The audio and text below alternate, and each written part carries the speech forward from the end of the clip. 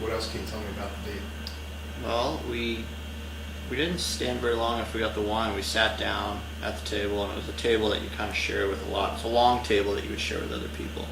So we actually sat side by side, and then I ordered some appetizers. Well, they're like tapas, so little plates of different dishes. And so we ordered a few and just shared that. But honestly, I don't remember the food. I mean, I sat there as we're talking. I probably was eating more than I realized because just trying to get myself more comfortable. I don't remember her eating much, but she did a lot of talking. Well, because you asked me all the questions. Like, you had Right. a lot of questions for me, and so I was, talking. But it didn't feel like a job interview or anything like that. It just felt like he was genuinely interested, and I wasn't so used to somebody taking such an interest. And so that was kind of a role reversal for me.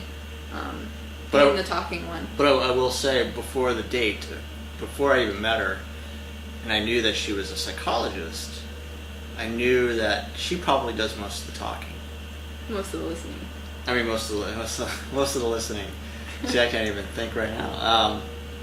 So I knew getting her to talk was the challenge, because she's used to getting other people to talk. So I definitely wanted to shift it a little bit.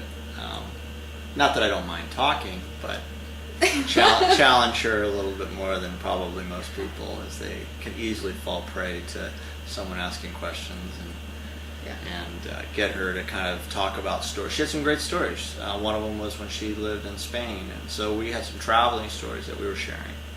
And I remember discussing where she went and how long she was there, what she liked about living in another country for a while, because I mean, I've traveled, but I never lived there for any period of time. So it was really interesting to kind of hear her experiences and then other things that she did. Like I said, she had 20 different hobbies that she listed. So I had a lot of things to draw from and ask questions.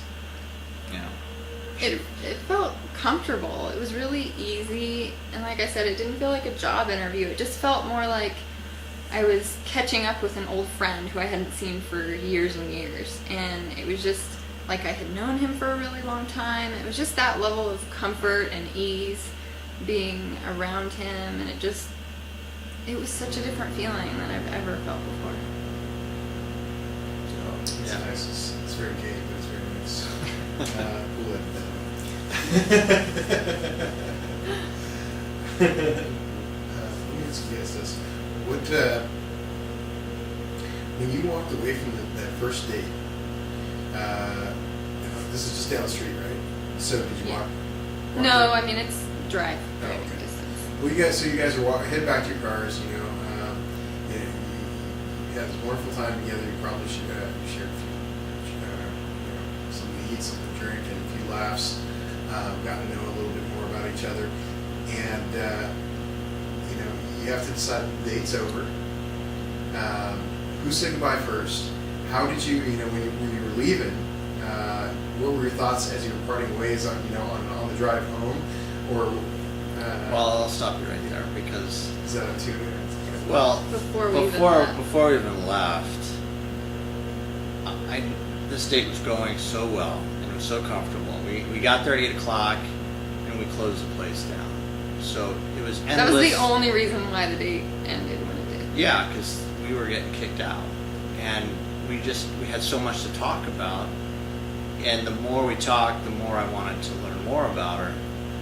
And so before we were even done with dinner or sitting at the table and leaving the restaurant, I asked her if it was too soon to ask her to go on the second date. So it was definitely involved in the conversation, and we kind of discussed, what we would do next. And so we knew we were going on a second date.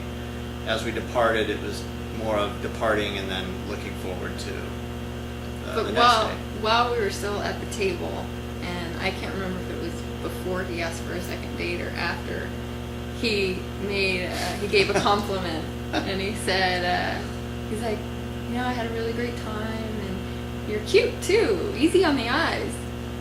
And it was just so funny. Like it didn't feel cheesy how it typically kind But of it sounds feels like a cheesy. cheesy It comment. feels cheesy when I hear back what I had said. But it was pretty cute. Yeah. So then the restaurant closed down and we left, and I happened to be parked right out front of the restaurant, and he gave me a really nice hug goodbye, and we said our goodbyes. I gave him my phone number, I think, at that point, and he said he would call me to set up another date. When you guys were having your solo time and in the car or on your way home, whatever, after such a great night, was there anything that crossed through your mind where you were thinking about the date, or just drive home and go, okay, it's bedtime, I'm crashing? I think one of the things that stood out was I was so excited that he didn't try to kiss me on the first date. Like, I felt like he got big points for that. It just felt he was very much of a gentleman, and he gave a nice warm hug, and it didn't feel awkward or anything like that. And so that's something that stuck with me. And then I loved being around him, and so I just couldn't wait to find out when I was going to be around him again. It just was good energy and easy, and so I think that's what I was thinking about. I think I came home and my mom knew I had been going on a date, and so she said, call me when you get home. So I remember calling her and letting her know I was home, and like, and guess what? He didn't even try to kiss me. So I was pretty excited about that. Yeah. No, so you had What were no you thoughts thinking of, about? You had no thoughts on the way home at Oh, all. what was I thinking about? I was just thinking about the next time we were going to be going on a date, where we were going to go, what we were going to do. So I just got into my planning mode of, let's pick a place, and we'll pick a place closer to where I live this time, so she can come over to the East Bay, go further, which took place in Danville. So we talked the next day, and then planned to meet for dinner again.